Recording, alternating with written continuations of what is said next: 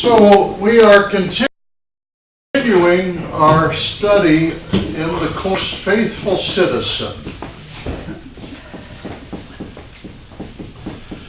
And before we go to that, I want to talk about our schedule for January, given where I think we'll end up in this course, just to talk about our options. Last time, we ended up watching a video about the DVD, and we heard the young woman, Palestinian or Jordanian, I don't remember exactly which, talk about what she had experienced after 9/11/2001. And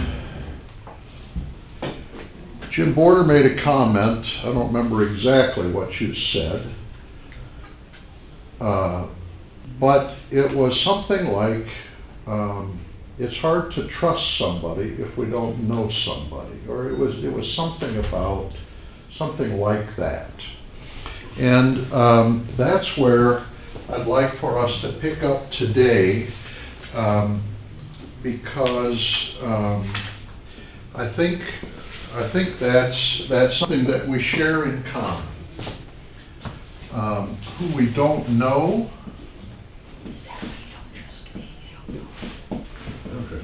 We don't trust. I mean, would you agree? Who we don't know, we don't trust. Hard to trust. And that this is a predicament that we are in, and it has something to, it affects our conversation about immigration. It affects our conversation about helping someone who's poor. It affects our relationship with other people with regard to race. I mean, there are all sorts of things that are affected by the fact that we find it difficult to trust someone that we don't know. Certainly, or to accept someone that we don't know. It's theory is one thing, but reality is something else. I'll add one more thing.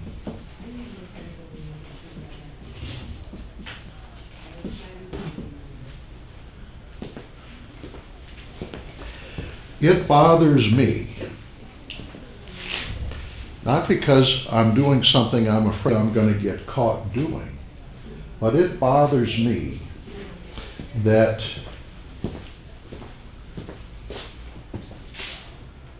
technical devices have become a means of tracking people, or knowing that you or I mean, I've never stayed at a Marriott, but that you or I should have to worry about our identity if we've stayed at a Marriott hotel because somebody has hacked the system.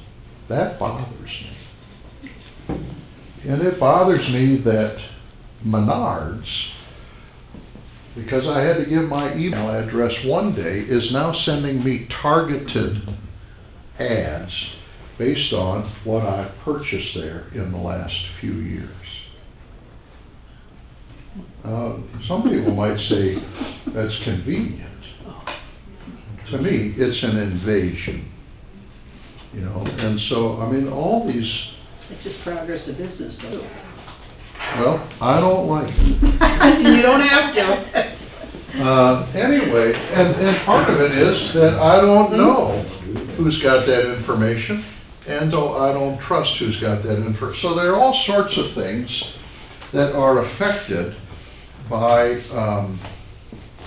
the fact that if we don't know somebody, it's hard to trust somebody. Or if somebody, if we, you know, I guess, if somebody I know knows and trusts somebody else, that's good enough for me.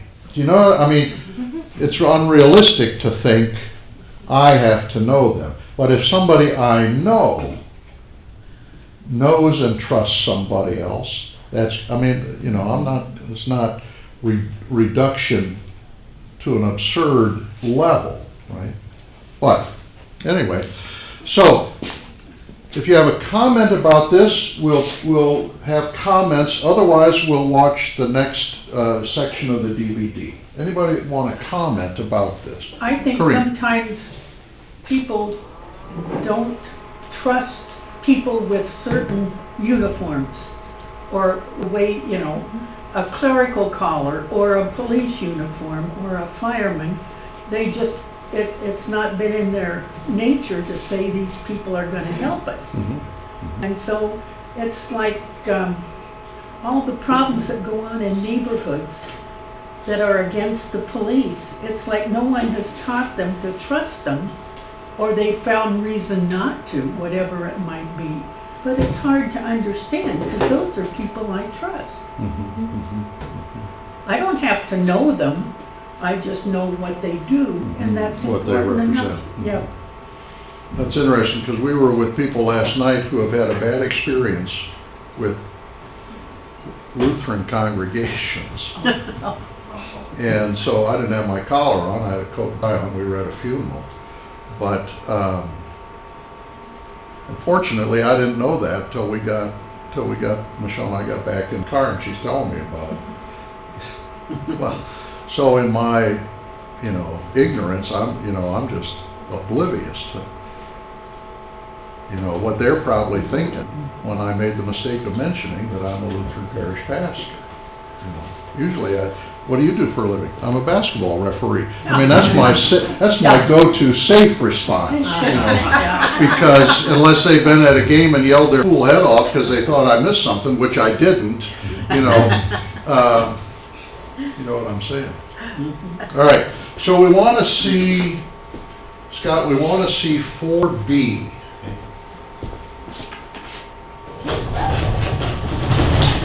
How many email addresses do you have? Just one. You should have, Is that the problem? you should have one for Menards and one for everybody else. Yeah. Or not have one at all. Or not have one at all, that's, I'm getting to that point. Yeah. Except then when Howard wants to tell me what he thinks, I won't know.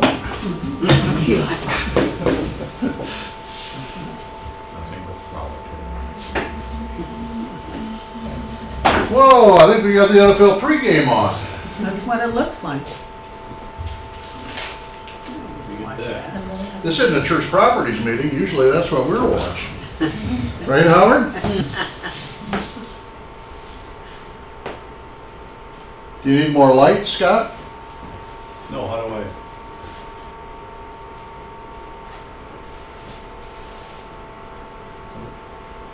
Doug, do you know?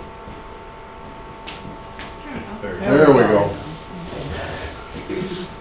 4B.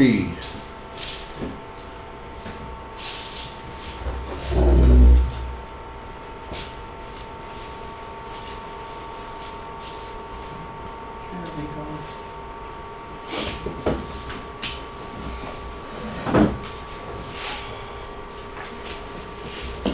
We're gonna pass out the books.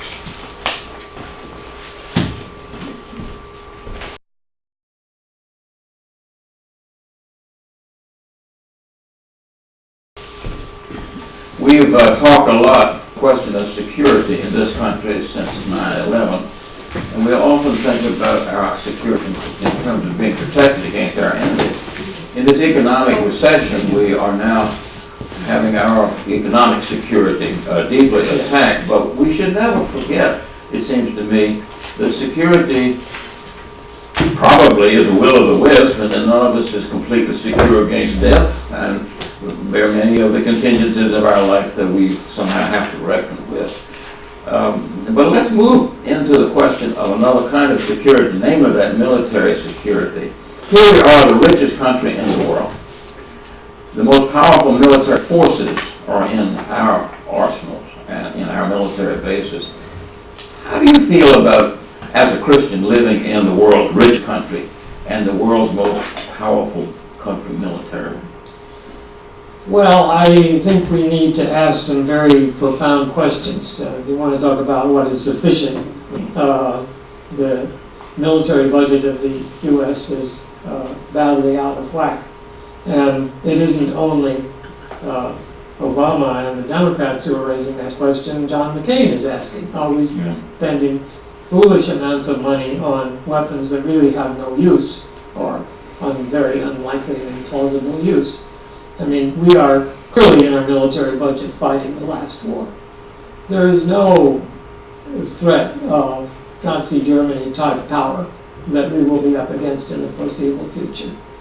Fighting guerrilla wars is going to be a problem for us, but you don't need the vast, high-tech, super high-tech, horribly expensive billion-dollar airplanes and billion to multi-billion-dollar ships that are on the drawing boards. And this goes back really to Eisenhower's farewell address when he talked about the military-industrial complex, which becomes a momentum of its own, which demands ever larger expenditures on ever more pointless equipment. Against whom? Who is going to threaten us? Since we have spent far more on military equipment than most of the world put together, we have no such threat. And when it come up to a bunch of jihadis in Iraq, what do we do? For 5 years we're practically helpless. I think that what is amounts to a kind of wisdom that is just common sense. If we were to put this in the framework of the history of the Christian church, we'd have to think about how the early church was up against a very powerful empire. And in fact, that empire executed Jesus. Well, it took some centuries before we made peace with government. And ever since, it seems to me, we have had some problem with governmental power. And also a sense that we had to have that power on the side of the church in order for the church to be protected. Yeah. No security for the church without the government being on our side.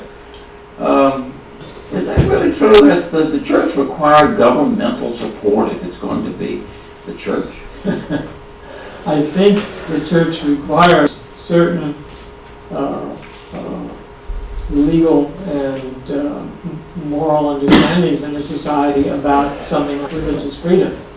But the church does not require governmental support in the sense of money or anything else. That we've shown that in our American experiment with religious freedom. But I think the real problem is when our Christian identity and our identity as Americans gets fused. And in a dangerous world, that's easy to do. We think America is God's chosen people, and what we do is right. And we lose the fact that Christians hold every nation up to the standards of divine justice. And for God, one nation is no different from any other nation.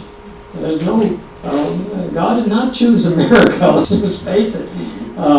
This is a reasonably good country. It's a country that's done some terrible things to the Native Americans, to the black slaves, to the victims of the atom bombing in Hiroshima and Nagasaki. We're far from a perfect nation. And all identities, we need identities. We need to know who we are. We need religious identities, we need political identities. But absolutizing them to the point where the world is divided into two, us and them, is one of the most dangerous things that human beings can do. And when you combine religion and nationalism into a single unit, and put all your faith in one religious understanding of one nation, and consider everybody else bad guys, you're looking for a disaster. The relationship of Christian faith to our national loyalties is a very serious one. I like very much the word that Bill Coughlin put in a sermon, which begins my recent book called Honest Patriots. Bill said, there are three kinds of patriots, two bad and one good. The bad are the loveless critics and the uncritical lovers. The good are the critical lovers who are an analogy to God's quarrel with all the world that He loves.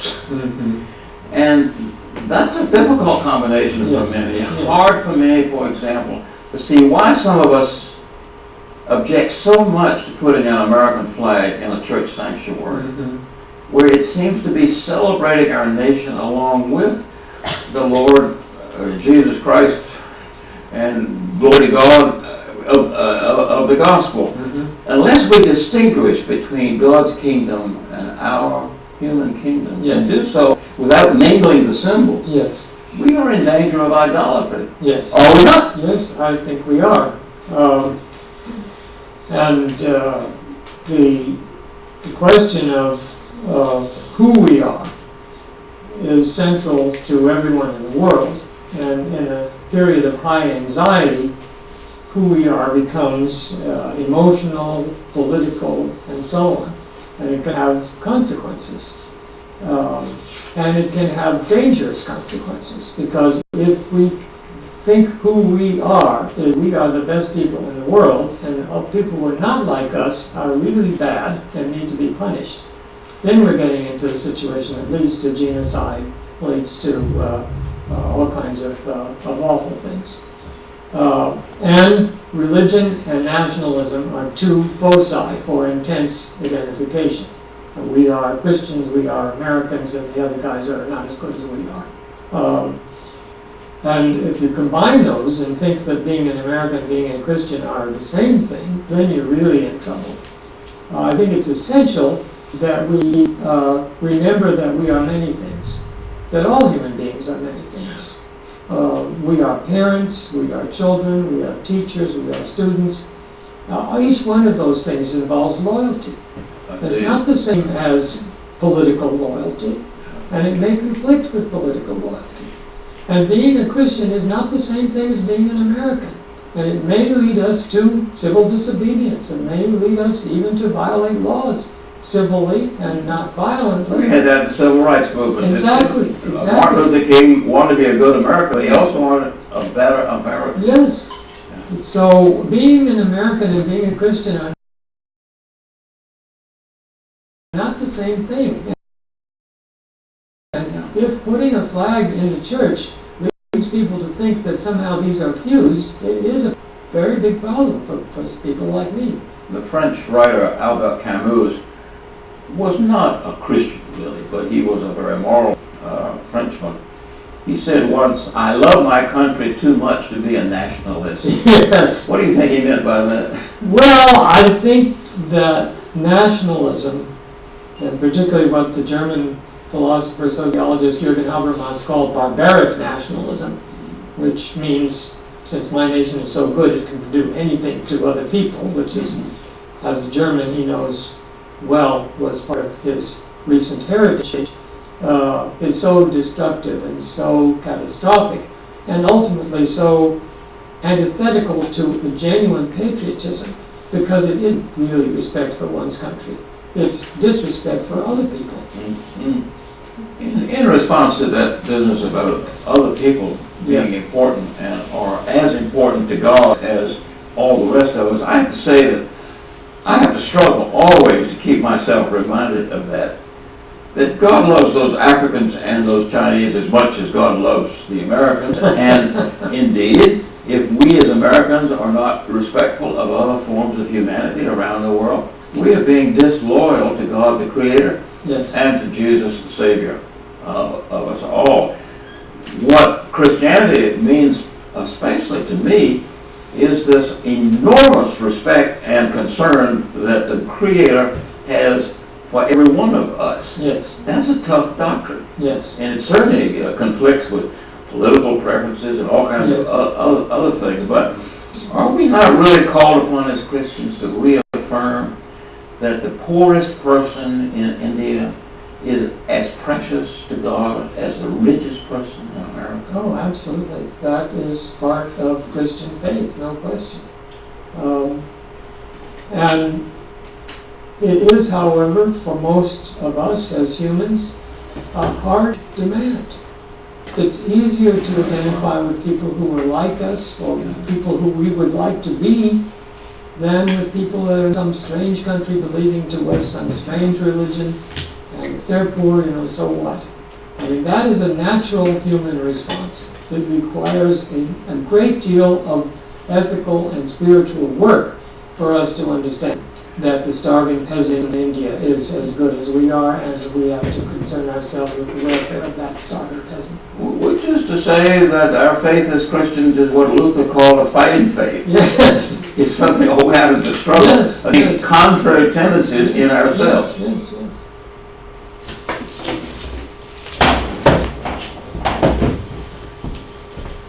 Initial reactions. I didn't get much out of that.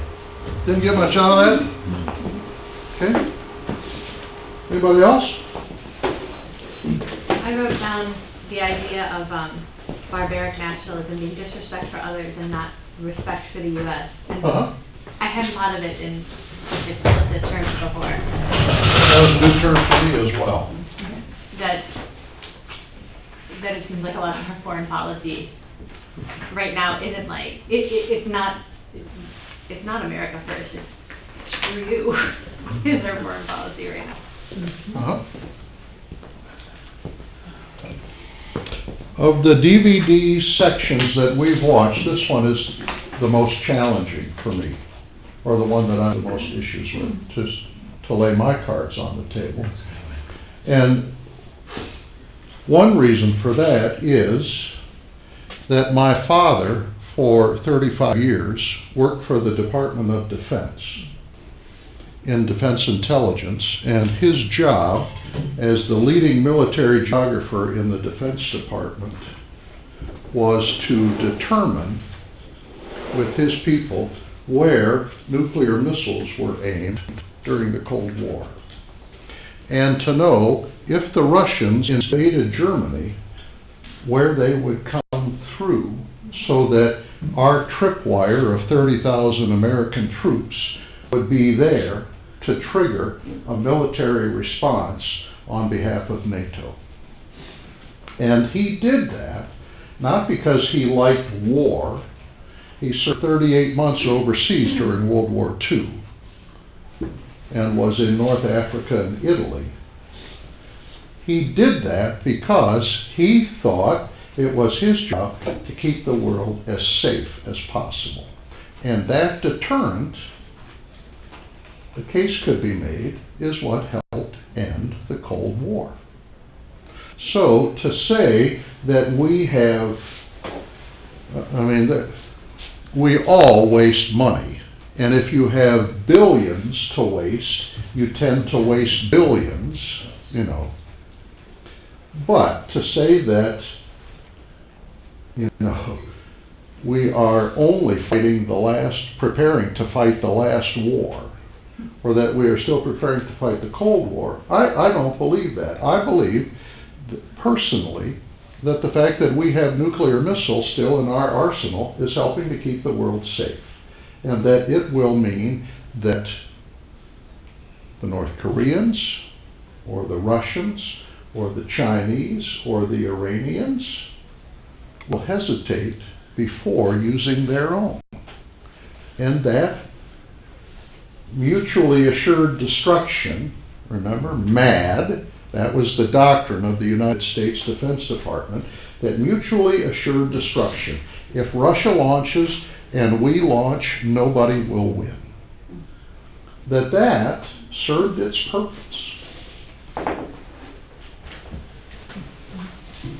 Made the defense contractors rich. What? Made the defense It contractors did. rich. It did. Till they Every grew up. war does. Yeah. Till they grew up. What? Made the defense contractors rich till they were blown up.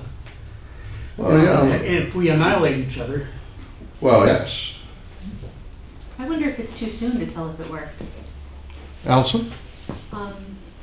Just given the rise of Russian nationalism, Mm-hmm. and we're really relatively in the grand scheme of history. I feel like we're really soon. The fall of the USSR is very recent still. And I don't know if the threat of mutually assured destruction, I don't know if that's worked yet. Well, it worked to this point. I understand what you're saying. It certainly worked to this point, right? But for the intellectuals who were predicting at the end of the Cold War, the end of history, meaning the end of national or international conflict, I mean, you know, nobody's reading them anymore, for the very reason that you're suggesting, you know.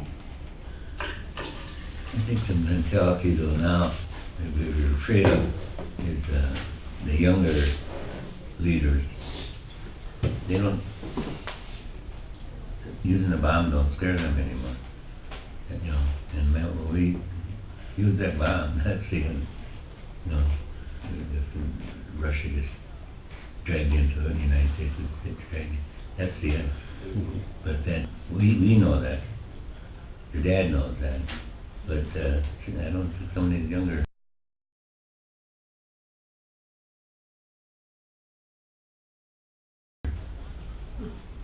characters reach. Share my bias. To me, it is an advantage if a national leader has served in the armed forces and I seen agree. combat. Yep, I agree. Because when I grew up, we were surrounded by men and women in the military in the suburbs of Northern Virginia.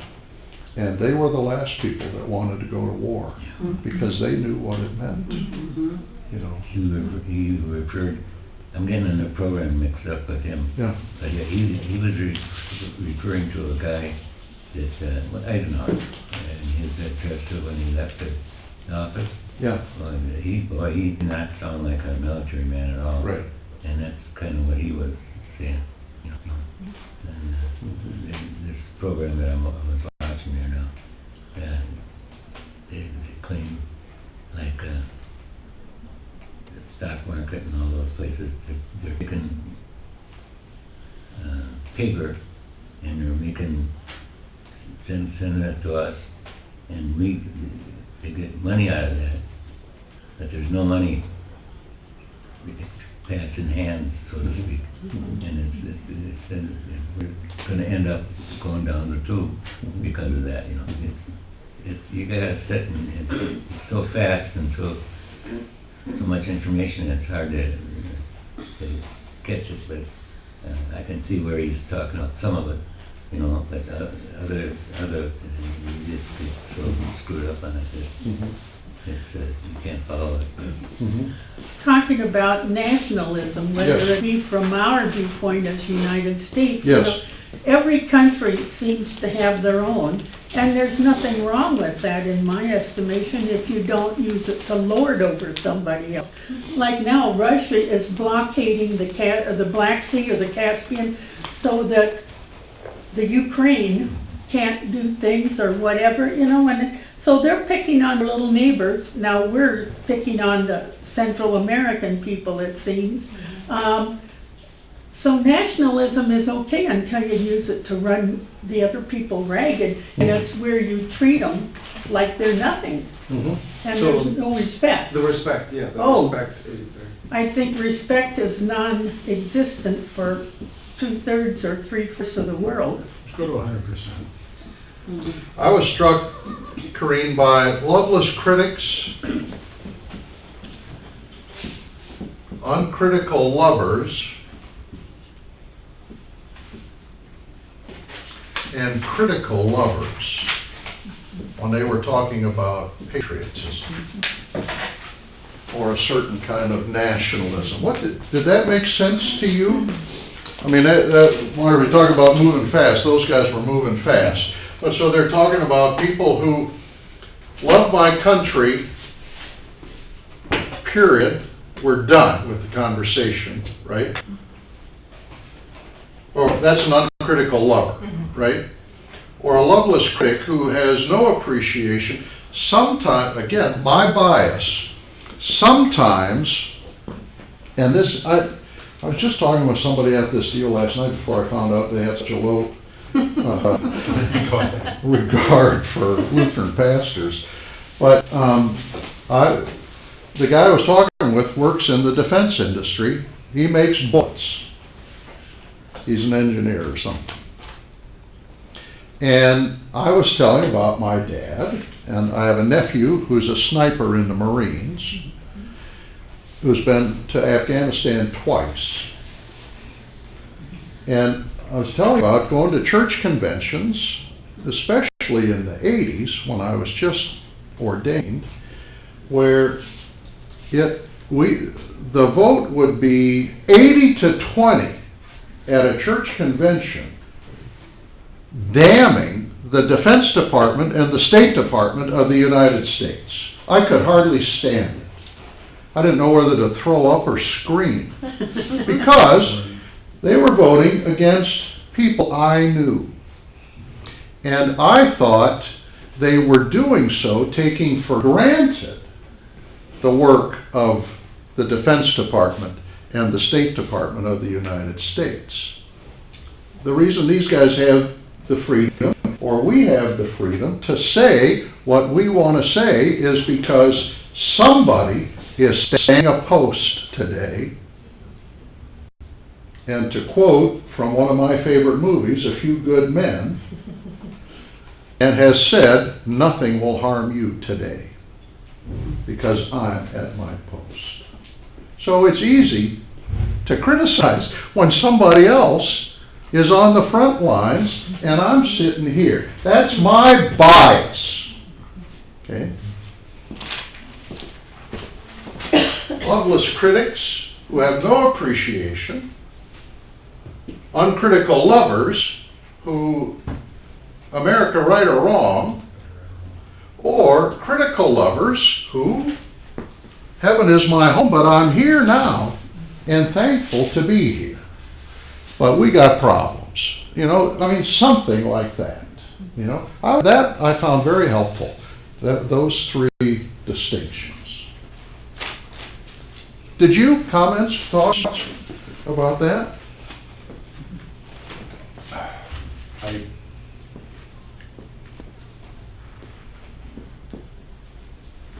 There's a certain group, and I don't know if a certain class or what, that are insulated away from anything ugly, anything slightly wrong, anything, and they're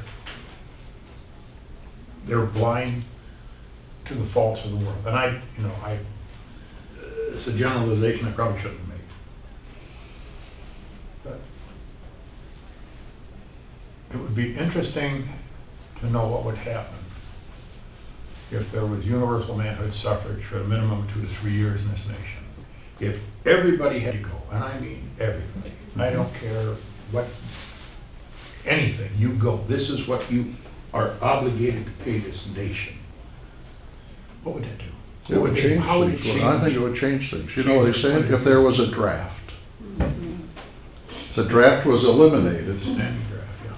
right after I was eligible. Up until that time, Doug, did you have to go to the draft board and register when I you did. turned 18? I did. Uh-huh. I did, and they were, my 19th year was the first year they were drawing numbers out of a hat, or birthdays out of a hat, to see who was going to Vietnam. Because up to that point, if you were in school, you didn't have to serve. And, do you know when seminary enrollment was the greatest in this country? It was during the Vietnam War. You know? That wasn't right. I think, like Denmark and some of them countries, I think the military first, then you can go to college. Right. So is Eastern Europe, too. Oh, I mean, Right. Israel. Switzerland too. Do you know why the Swiss are neutral? It's because they've got an army nobody wants to fight in Europe. It's not just because they said, hey, we love everybody. They have an army that is renowned They keep their guns at home. on the European continent. They hide the planes, and like we saw the hangars built into the side of the mountain, Uh-huh. and that's where they keep their planes. So you don't see them, but they're ready. Right.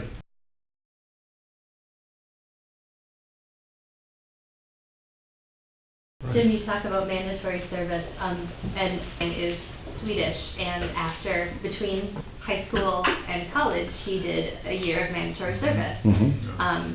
And it was associated with the military, but I think his was wildfire fighting. And I have to admit, I would love to see, if I were in charge of it, I don't think I would mandate military service, but I would love to see some sort of mandatory civil service. Yeah. I would agree with that Yeah, myself. yeah. Yeah, if you Some sort have, of AmeriCorps or, yeah, if you have a strong, what do you call it? Objection. Mhm. Conscientious objector. Yeah, Yeah. conscientious objector. That's fine, but you still, You you have do to the serve service somewhere. somewhere doing something. And I think, I mean, just, again, bias, total anecdotal data, because this is my friend's group, but the people that I can think of that have served in something like AmeriCorps or Lutheran Volunteer Corps or Jesuit Volunteer Corps, I mean, those are like the best of the best. Mm-hmm. If I could have friends like those run the world, that'd be awesome. Mm-hmm. Yeah, but you can't be the sixth grade dropout with 3 stripes yelling at you like he's God and you ain't. True. So where do we plug those people in? How do we find places for everyone to learn what it means to serve others? I don't know. I just bring up Yeah. the problem, I don't know. Touche. A critical lover. Oh, what? A critical lover. We'll try that one. When I came here 29 years ago, I made very few changes right off the bat. Because that's the way I'd been taught to be a pastor. But the first change that I made was I moved the American flag out of the sanctuary. And nobody said a word. I don't know if nobody noticed, or if they were all afraid of me at that point, or what. I didn't tell anybody. I just did it. Because I did not want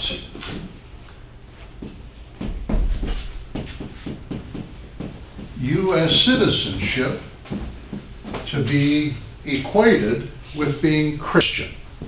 Okay? Nobody said nothing. Nobody. Not even Mark Gardner. I Nobody. don't know where I was. You were probably so busy listening to the sermon, Mark, you didn't even notice that flag was gone. Nobody. And again, without talking with anyone, I moved it back in on September 12th, 2001. Because I got to thinking in my own mind, we are the ELCA, the Evangelical Lutheran Church of America. And we all have a home. You know, we're not Canadians. They have a church, a Lutheran church in Canada, but we are Americans. And I thought it was possible to be a critical lover and to be reminded that we are both. These are not the same thing, but we are both. And it might lead to a sort of schizophrenic existence at certain times. Which am I more? Or which am I in this moment? You know, but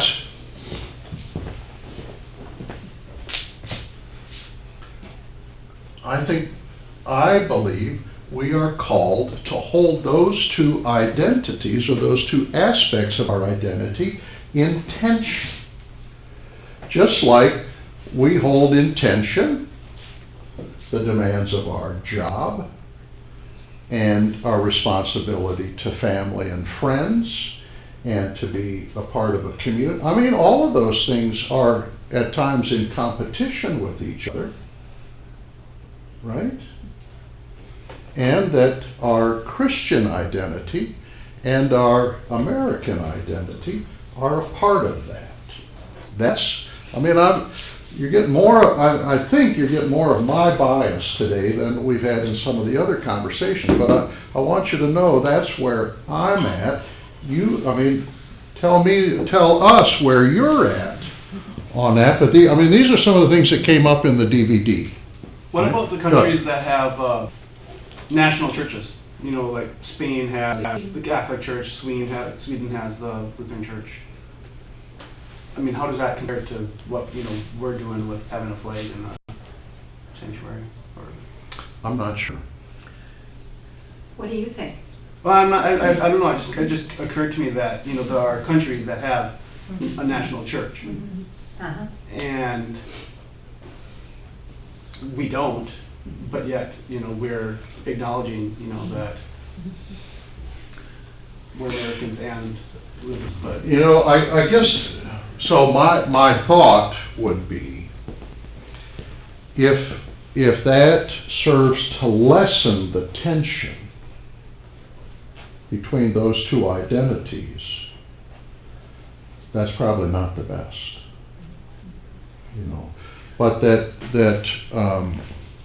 mean, if it leads to uncritical lovers, right? But if one can be a critical lover, I guess my thought would be that how does it function? Does it work? I mean, we know in the Old Testament where you have the king, where you have the nation, you know, the palace and the temple. It was too easy to confuse the fact that we are God's chosen people and this is all about us. You know, when the reality is that Abraham and Sarah are chosen and God promises them land, nation, so that all the families of the earth might be blessed. Right? It's not a nationalistic agenda. It's an international agenda. You know, Jim? When I was in the Army, we had a Jewish supply clerk, and that's when the Arabs invaded Israel, and he was packing his bags basically to go over and join the Israeli army. He would desert to go over there and fight. And so, you know, for what it's worth.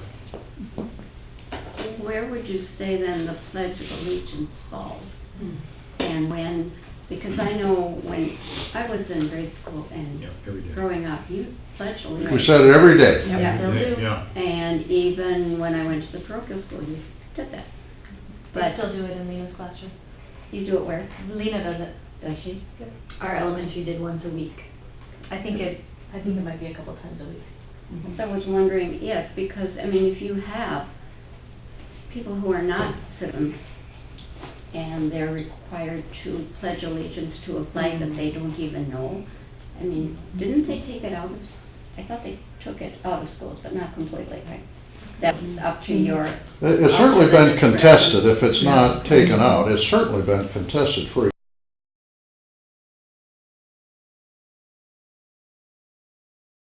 exactly the reason you're saying. Or for one nation under God, what does that mean? Can, you know, if you can't in all good conscience say that, if you are a citizen, Right. you know. Which then kind of gets you to the football players who won't stand. I mean, you know, I mean, that's a whole nother issue, but is it all kind of tied in together there? I don't know. Does the freedom for which that the flag represents give you the right to burn that flag? Right? I mean, that's another way of asking that question, right? You have to in protest. Yeah, yeah. Not to retire the flag. That's how you retire a flag, right? You burn it. Okay. What, do you want to say more about that, Sylvia? Because that's a very interesting point. Because, yeah, I mean, what are we talking about right now? We're talking about immigration. I mean, you know, nobody's coming into this country unless, and if you drive, we've got armed guards at the border there. And there are a lot of people who are wanting citizenship here, but still they have a nation and they're loyal to that nation. So I don't know.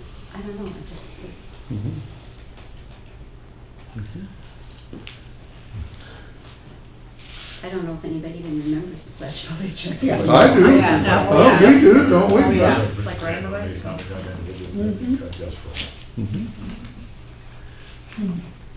Yeah, I taught Ty the Pledge of Allegiance because I thought they still said it in school.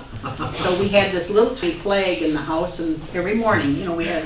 Oh, sweet. And he'd say it, and then when he started going to school, I said, "Did you say the Pledge of Allegiance?" He looked at me, he says, "No, we didn't do that." And I thought, oh, here I taught him, and it's not being used, you know? Because You taught it. But I thought they still did it. Yeah. He does. And he knows it. I don't know if you're reading along as we cover this material, but I want to call your attention on page 63 in the text. So if you've been getting the chapters, maybe you've inserted, or what? Give me a book. Got one extra. Or if it's one that I handed out today, I think I'm up to date in all of them. On page 63, I was struck by this phrase.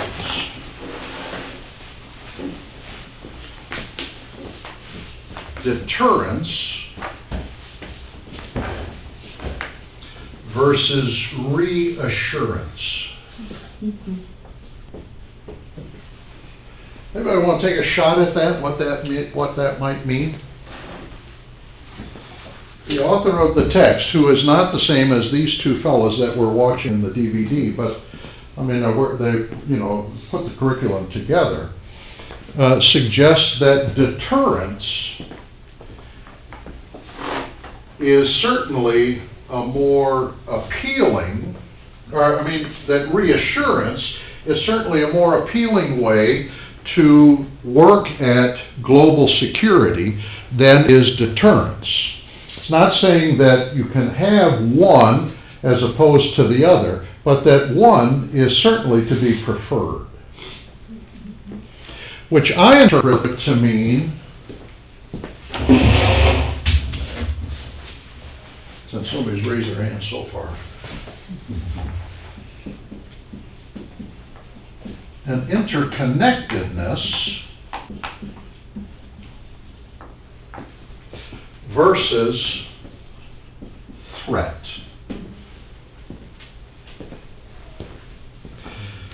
I'm assuming that one of the things that means is that we are better off to have relationships with other countries defined by agreements or covenants or treaties than to rely solely on threat. Where like the barbaric nationalism would be the deterrence. Yeah, Doug, that's a good point. We would be, everybody's against us, so we treat them as our threat. So that NATO serves a good purpose. Or some of the trade agreements serve a good purpose. I mean, we know that if we are trading with someone, if economic interests are shared, the likelihood of armed combat is decreased.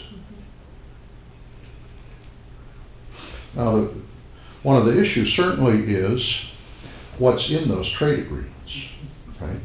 Like the EU But, or something like that. Doug? Like the EU. Like the EU, yes. Or, for that matter, UK leading it, right? Right, right. Right. But if we are in an alliance, not like the Axis powers, right? But if we are in an alliance, a defensive alliance, or if we are interconnected with the Brits or the French or the Hungarians or the Japanese, that is a way to provide for global security that is certainly preferable to my stick is the biggest in the world. Huh? Thoughts about that?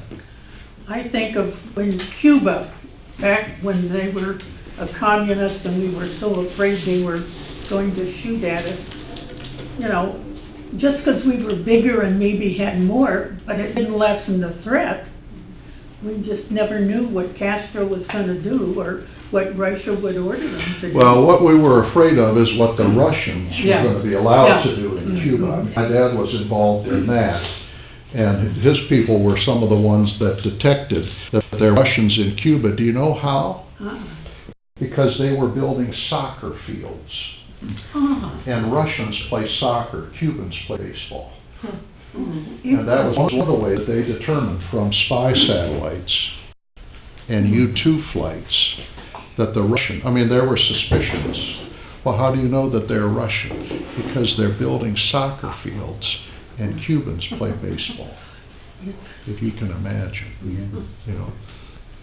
It makes me think of when you talk about, so if we are in economic agreements with other countries, we're less likely to be militarily antagonistic toward them. It makes me think of what you said at the beginning of when you know and trust people. You know, when you know somebody, you're more likely to trust them. I think it works on the micro and the macro level.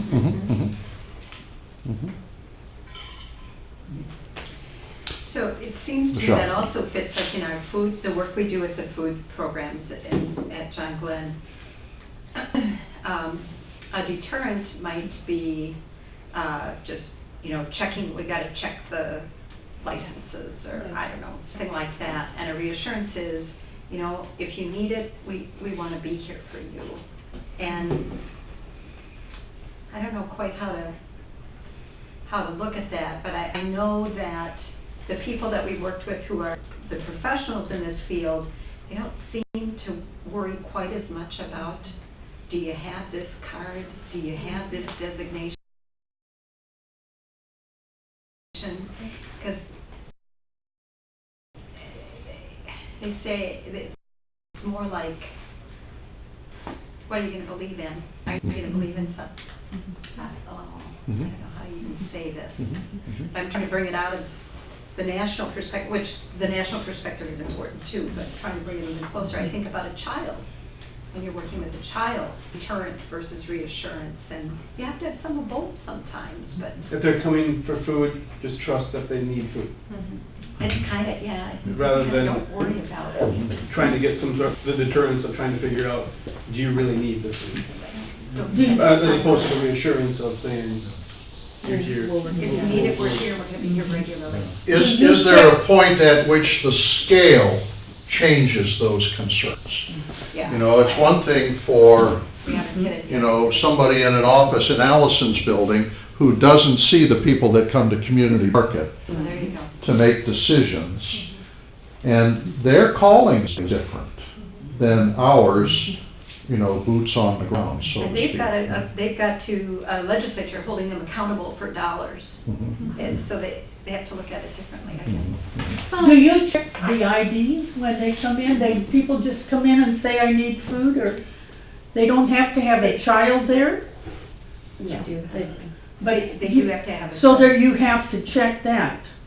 They check that, and Sylvia, and they have to be, they ask them, are you a part of any of these programs, I think, and if they say they are a part of any of these other programs, then they know they qualify, and they just, is that right, Sylvia? Yeah. Allison, you were gonna say something, and I'm mindful of the time. No, it's okay. So I was talking about this with a friend of mine a couple of weeks ago. We were talking about student loan forgiveness, and I can't remember if I mentioned this last week or not.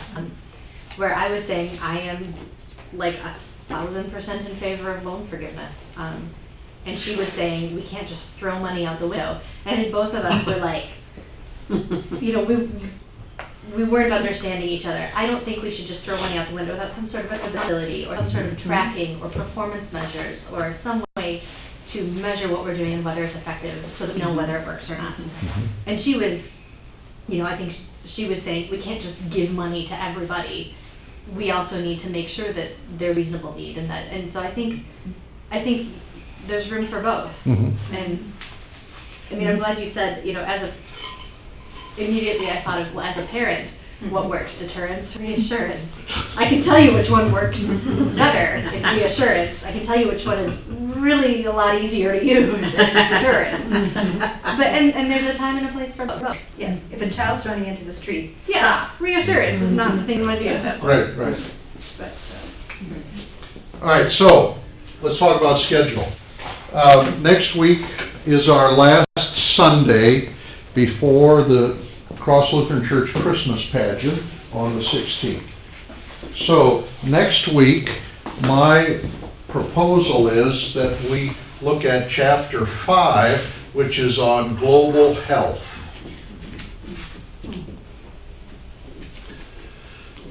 All right, that'd be 12:9. Chapter 6, the last chapter in this course, is on civic virtue. I haven't read that chapter since July, so I can't give you a synopsis that would be worth the air to breathe while we talked about it. My question is, all right, so we have January 6th and January 13th. On January 20th, Jesse, who is with Merrick Services, is going to come and talk about their work feeding the hungry and caring for people in the community. That's who we partner with for the community market. That's an important guest for us to have. Right now, on the 6th, I had thought we would talk about the sermon, and on the 13th, and I'm not kidding when I say this, I was pressured by members of our Board of Education to repeat my call.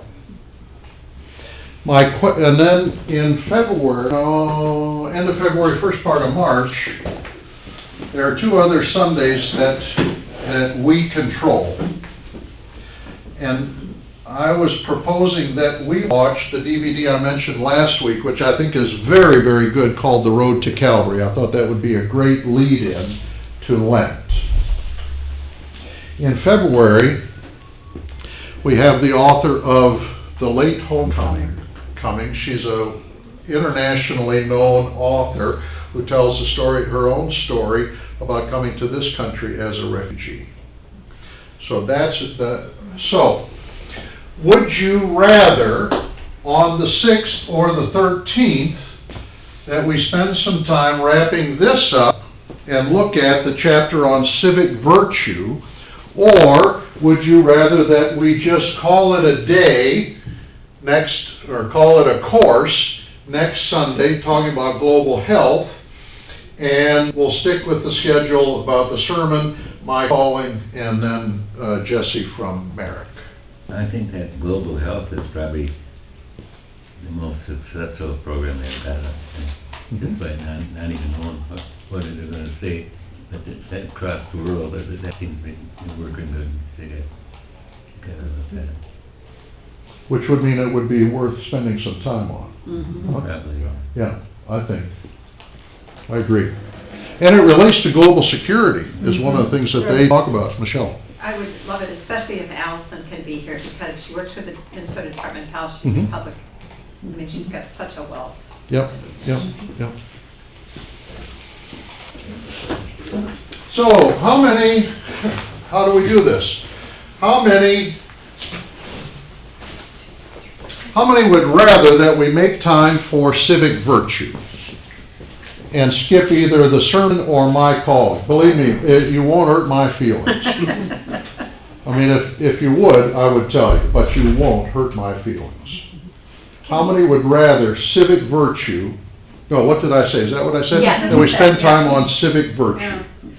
It would be helpful to know what civic virtue is. If you could maybe next week give us a synopsis of what that is. I'd love to do that. Here goes 50 minutes. Not only Michelle. But I think we're allowing him to not do civic virtue if we vote the right way, right? You wouldn't even have to read it. That's right. Well, I've already read, it would take less time, Doug, thanks for mentioning this. Yeah. It would take less time for me to prepare for civic virtue than it would either of these. What do you mean sermon? Oh, what? What do you mean sermon? Well, what I envisioned was I would talk about the process that I use to produce a sermon. Mm-hmm. Okay. And talk a little bit about the different Bible lessons and kind of the thought process and the research. And then I thought we might talk about, maybe I'd bring in my manuscript that I used that morning. That would be, And we could talk about that sermon, or, you know, what makes for a good sermon, or, who knows? that would be. You know, Marv, like you said 3 weeks ago, we start a conversation and we don't know where the heck it's going.